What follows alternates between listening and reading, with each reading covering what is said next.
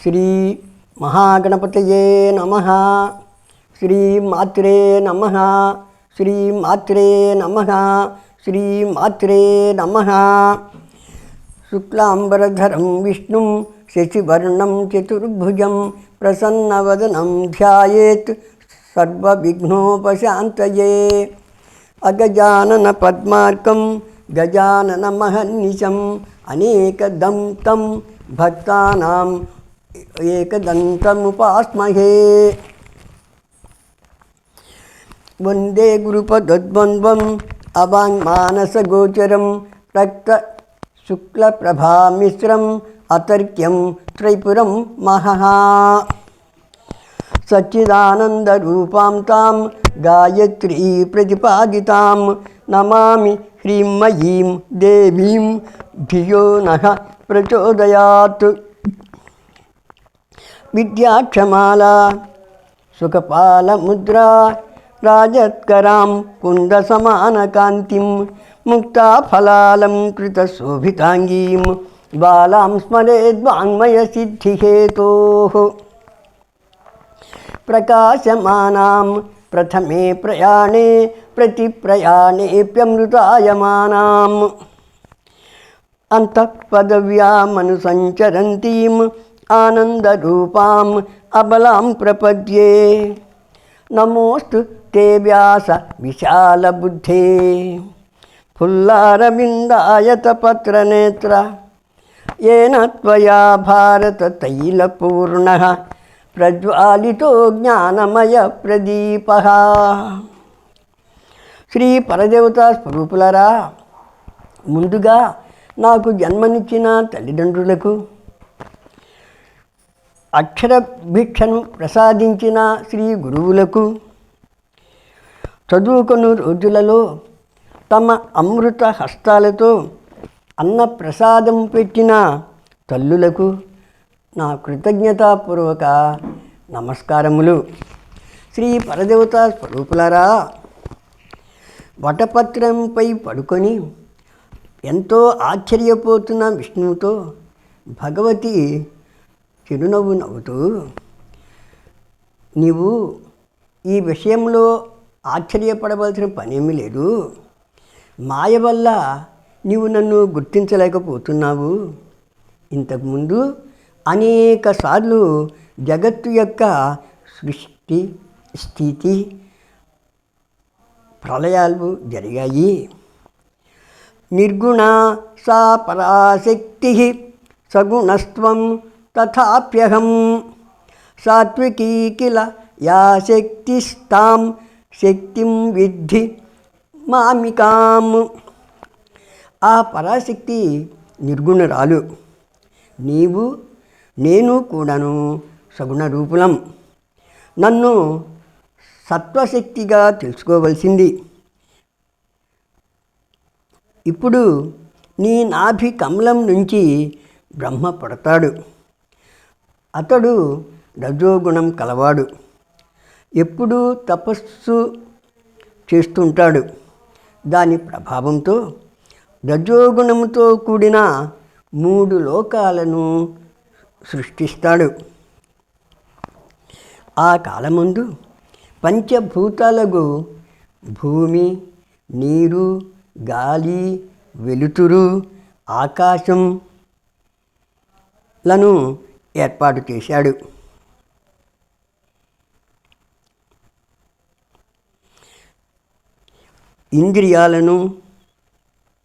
ఇంద్రియాలను శాసించు దేవతలను, మనస్సును కూడా సృష్టించి తన సృష్టికి మెరుగులు దిద్దుతాడు. సృష్టికర్తగా పేరు పొందుతాడు. ఆయనకు కోపం వచ్చి ఆయన నొసట నుండి రుద్రుడు పుడతాడు. రుద్రుడు తామసీ శక్తిని కలిగి ఉంటాడు. కల్పాంతంలో సృష్టిని లయం చేస్తాడు రుద్రుడు. తేనాహం త్వాముపాయాత సాత్వికీం త్వమవేహి మాం స్థాస్యేహం త్వస్సమీపస్థా సదాహం మధుసూదన. హృదయే తే కృతావాస భవామి సతతం కిలా. నేను నీ సాత్విక శక్తిని, లక్ష్మీదేవిని, నీ హృదయములో ఉంటాను. ఓ మధుసూదన, నన్ను స్వీకరించవలసింది అని అంది. విష్ణువు చాలా సంతోషించాడు. తర్వాత లక్ష్మీదేవిని, దేవి, నీవు ఇంతకు ముందు సర్వం ఖల్విద మే భాగం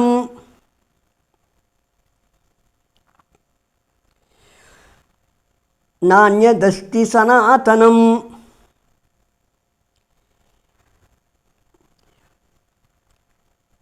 అను శ్లోకార్థమును విన్నాను. అది రహస్యమైంది, పరమైంది, శుభం కలిగించేది. దానిని ఎవరు పలికారు?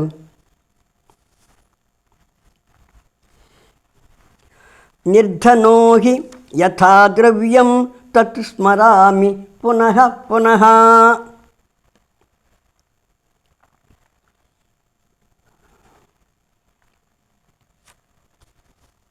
దరిద్రుడికి డబ్బు గుర్తుకు వచ్చినట్లు నాకు పదే పదే ఆ మాటలు గుర్తుకు వస్తున్నాయి. వాటిని పలికింది ఎవరో నీకు తెలిస్తే నాకు చెప్పవలసింది అని అడిగాడు. అప్పుడు ఆమె నవ్వుతూ మహావిష్ణువుతో, ఆ శ్లోకార్థాన్ని పలికింది ఆ పరాశక్తి యొక్క నిర్గుణ రూపం. ఆ శ్లోక భాగం పరమ పవిత్రమైన దేవీ భాగవతం యొక్క సారాంశమని తెలుసుకో. దేవీ భాగవత పురాణం వేద రహస్యాలతో కూడింది. ఆమె నీ యందు దయతో నీకు వినిపించడం జరిగింది. దానికన్నా తెలుసుకోదగింది ముల్లోకాలలో కూడా మరొకటి లేదు. నీవు మహాదేవికి ఇష్టుడవు కనుక నీకు ఉపదేశించింది మర్చిపోకుండా ఎప్పుడూ మననం చేసుకుంటూ ఉండవలసింది అని అన్నది. శ్రీ మహాలక్ష్మి మాటలు విని విష్ణువు తను అంతకు ముందు విన్న సర్వం ఖల్విదమేవాహం నాణ్యదస్తి సనాతనం అను మాటలను మంత్రంగా భావించి తన మనసులో స్థిరంగా నిలుపుకున్నాడు. తరువాత కొంతకాలానికి విష్ణువు నాభికమలం నుంచి బ్రహ్మ పుట్టాడు. ఆ బ్రహ్మ మధుకైటభులు అనే రాక్షసులకు భయపడి విష్ణువును శరణు వేడాడు. విష్ణువు రాక్షస సంహారం చేసి బ్రహ్మ భయాన్ని పోగొట్టాడు. తర్వాత జజాప భగవాన్ విష్ణు శ్లోకార్థం విశదాక్షరం. విష్ణువు పరదేవత ఉపదేశించిన మంత్రాన్ని ఏకాగ్రతతో జపిస్తున్నాడు. అట్లా జపిస్తున్న విష్ణువును బ్రహ్మ, ఓ జగదీశ్వరా, మీరే అందరికీ ఆరాధనీయులు కదా, మీరెవరి నామాన్ని జపిస్తున్నారు, మీరెంతో ఆనందాన్ని పొందుతున్నారు, మీకంటే ఎక్కువ ఆరాధనను పొందగల దైవము మరొకరు ఉన్నారా? ఆ దైవాన్ని స్మరించి మీ హృదయము ఇంత ఆనందాన్ని పొందుతున్నది అని ప్రశ్నించాడు. అప్పుడు విష్ణు భగవానుడు, మయి త్వయి చ యా శక్తి క్రియాకారణలక్షణ విచారయ మహాభాగా యాసా భగవతి శివా. మహానుభావ, సృష్టి పాలనాశక్తులుగా నీలో నాలో ఉన్న శక్తిని ఆ భగవతి అయిన ఆద్యాశక్తిగా తెలుసుకో. ఆమె ఆధారంతోనే ఈ జగత్తు ఉంది. ఆ ఆద్యాశక్తి సాకార రూపంలో లీలలను ప్రదర్శిస్తుంది. ఆమె ఎంతో ప్రసన్నంగా ఉంటుంది. మానవులను ఉద్ధరించడానికి పుట్టింది. అందరినీ శాసిస్తుంది. అహం త్వమఖిలం విశ్వం తస్యా చిచ్చక్తి సంభవం విద్ధి బ్రహ్మన్న సందేహ కర్తవ్య సర్వదానఘా. ఓ బ్రాహ్మణోత్తమా, ఆ భగవతి యొక్క చిత్ శక్తి నుండి నేను, నీవు, సమస్త ప్రాణులు పుట్టాయి.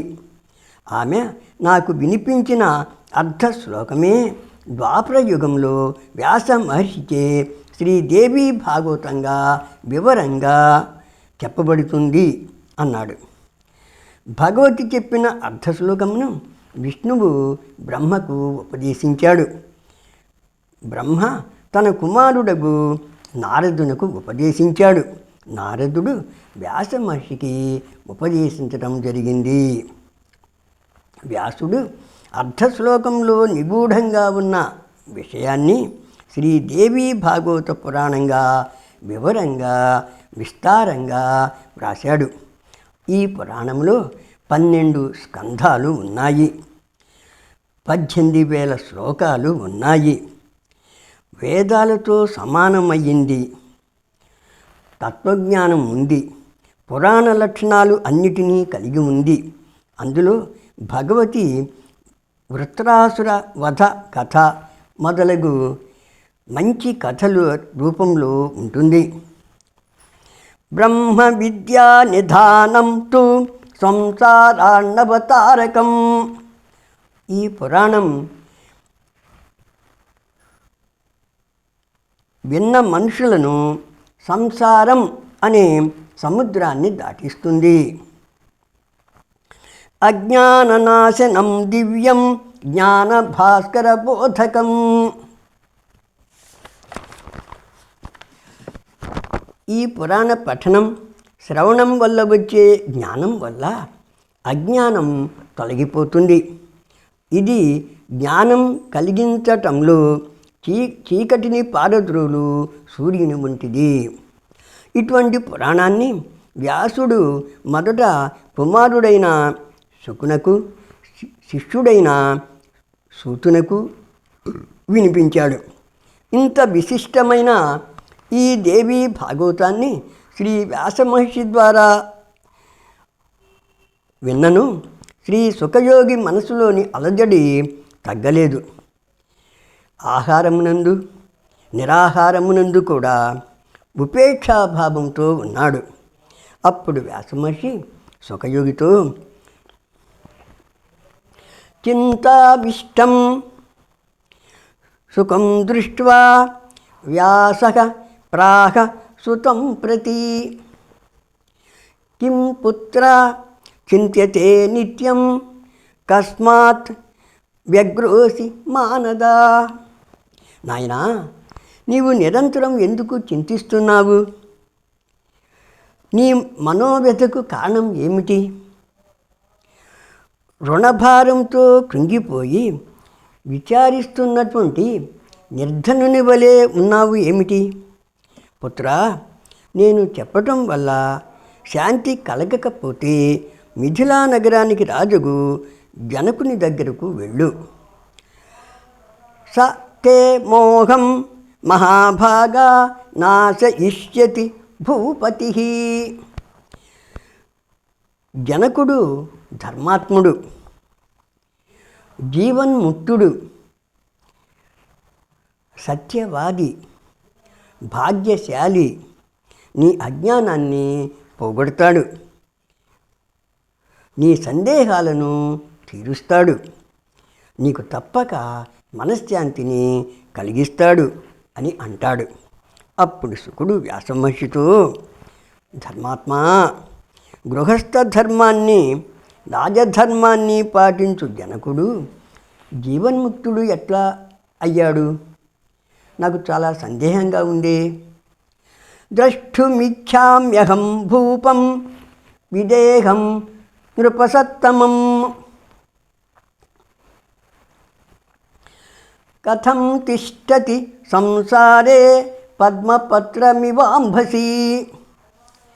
నీటిలో ఉన్నను నీటిని అంటని తామరాకు వలె ఉన్న ఆ మహారాజును చూడాలని నాకు చాలా కోరికగా ఉంది.